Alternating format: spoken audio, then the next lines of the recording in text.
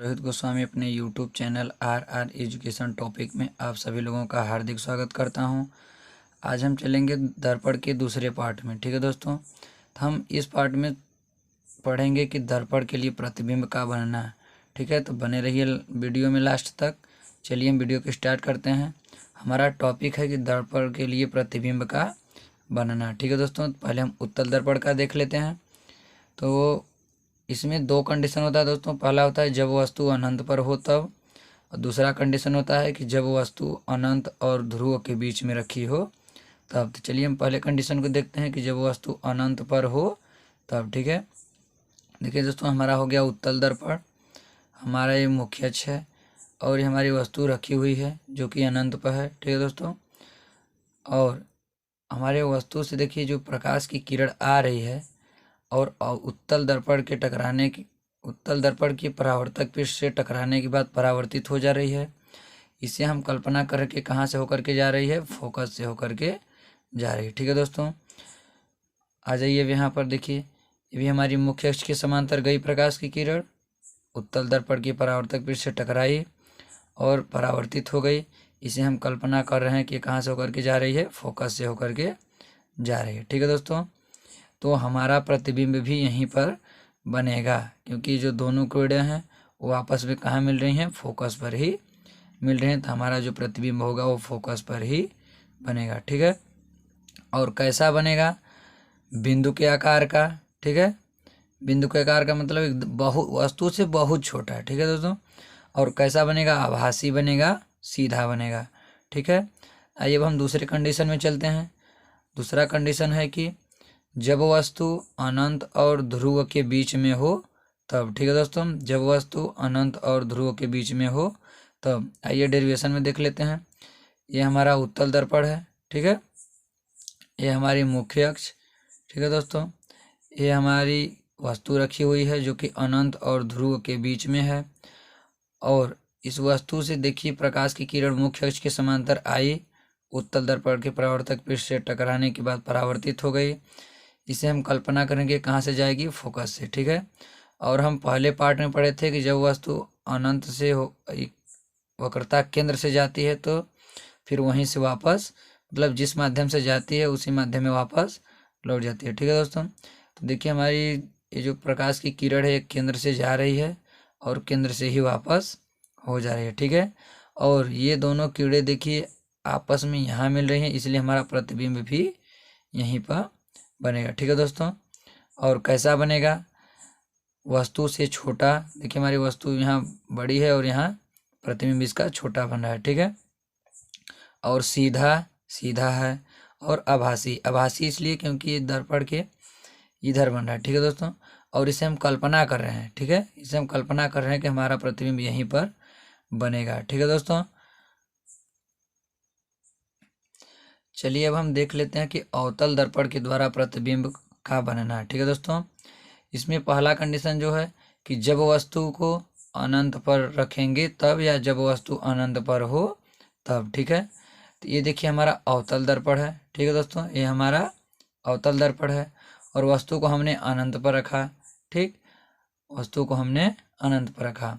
उसके बाद प्रकाश की किरण आई मुख्य अक्ष के समांतर और अवतल दर्पण की परावर्तक पृष्ठ से टकराने के बाद ये कहाँ से होकर के गई, फोकस से। ठीक है दोस्तों, और यहाँ भी देखिए प्रकाश की किरण मुख्य अक्ष के समांतर आई, अवतल दर्पण के परावर्तक पृष्ठ से टकराने के बाद फोकस से होकर के चली गई। दोनों किरणें जो हमारे कहाँ मिल रही हैं, फोकस पे, इसलिए हमारा प्रतिबिंब कहाँ होगा, फोकस पर।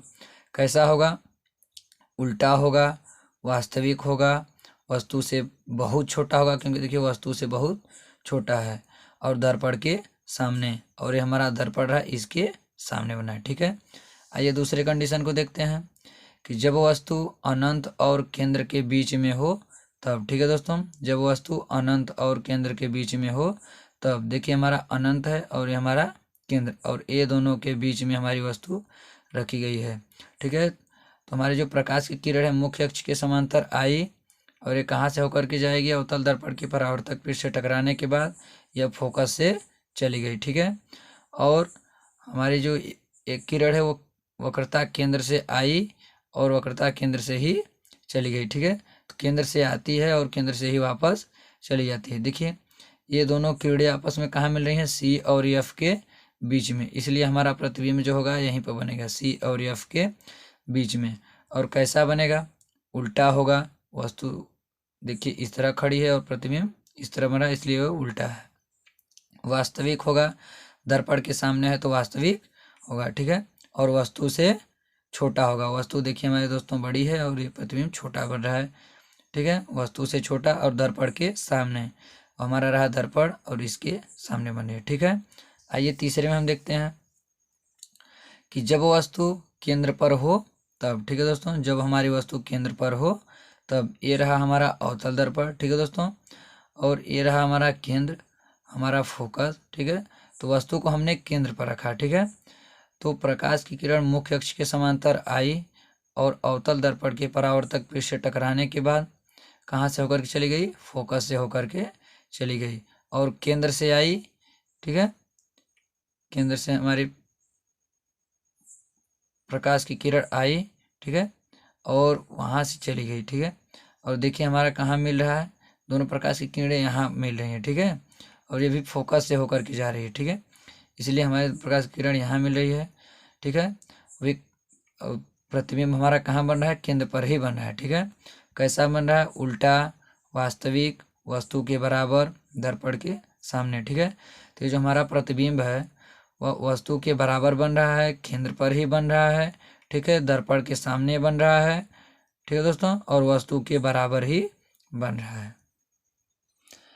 आइए हम चौथे कंडीशन को देखते हैं कि जब वस्तु केंद्र और फोकस के बीच में हो तब, ठीक है दोस्तों। जब वस्तु को हम केंद्र और फोकस के बीच में रखेंगे तब, देखिए हमारा रहा केंद्र, ठीक है दोस्तों, ये हमारा फोकस, ये दोनों के बीच में देखिए वस्तु को हम रखे हैं, ठीक है। तो हमारे जो प्रकाश की किरण मुख्य अक्ष के समांतर आई और फोकस से होकर के चली गई, ठीक है दोस्तों। और हमारी जो प्रकाश की किरण केंद्र से आई, ठीक है, और यहाँ से करके चली गई, ठीक है। अवतल दर्पण के परावर्तक पृष्ठ से टकराने के बाद फिर वहाँ से चली गई। तो हमारा प्रतिबिंब कहाँ बन रहा है दोस्तों, अनंत और केंद्र के बीच में बन रहा है, ठीक है। कैसा बन रहा है, वास्तविक, उल्टा, वस्तु से बड़ा और दर्पण के सामने, ठीक है दोस्तों। हमारे जो प्रतिबिंब है कैसा बन रहा है, वास्तविक बन रहा है, उल्टा बन रहा है, वस्तु से बड़ा, देखिए वस्तु से बड़ा और दर्पण के सामने, ठीक है। आइए हम 5वें नंबर को देखते हैं कि जब वस्तु फोकस पर हो तब, ठीक है। जब वस्तु को हम फोकस पर रखेंगे तब, ठीक है। देखिए हम वस्तु को यहाँ फोकस पर रखे हैं, ठीक है। और प्रकाश की किरण हमारी आई अवतल दर्पण के परावर्तक पृष्ठ से टकराने के बाद फोकस से होकर के चली गई, ठीक है। कहाँ से चली गई दोस्तों, फोकस से होकर के चली गई। और हमारी जो ये प्रकाश की किरण केंद्र से आई और केंद्र से ही वापस चली गई, ठीक है। ये जो हमारी दोनों किरणें हैं आपस में इधर जा कर के मिलेंगी, यानी कि अनंत पर मिलेंगी, ठीक है।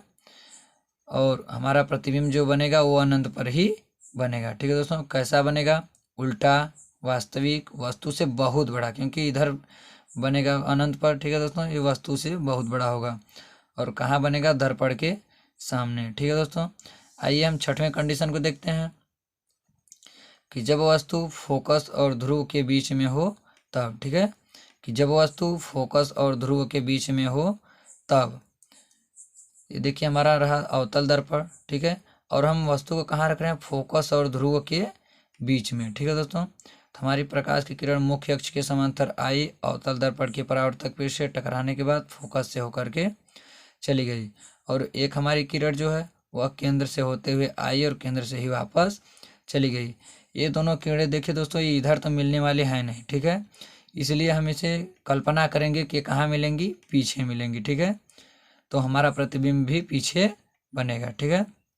कैसा बनेगा, हमारा प्रतिबिंब जो है वो दर्पण के पीछे बनेगा, सीधा बनेगा, वस्तु के सीधा बनेगा, आभासी बनेगा, वस्तु से बड़ा, ठीक है दोस्तों। आभासी बनेगा क्योंकि हम इसे कल्पना कर रहे हैं कि हमारा प्रतिबिंब जो है ये दर्पण के पीछे बनेगा, ठीक है दोस्तों। इस वीडियो में यहीं तक, मिलते हैं अगले वीडियो में, तब तक के लिए धन्यवाद। अगर हमारी वीडियो अच्छी लगी हो तो हमारे चैनल को सब्सक्राइब तथा वीडियो को लाइक करें, शेयर ज़रूर करें और बेल आइकन को दबाना ना भूलें, क्योंकि हम अगर अच्छे से अच्छे टॉपिक लेकर के आएँ तो इसका नोटिफिकेशन सबसे पहले आप तक पहुँचे। जी धन्यवाद।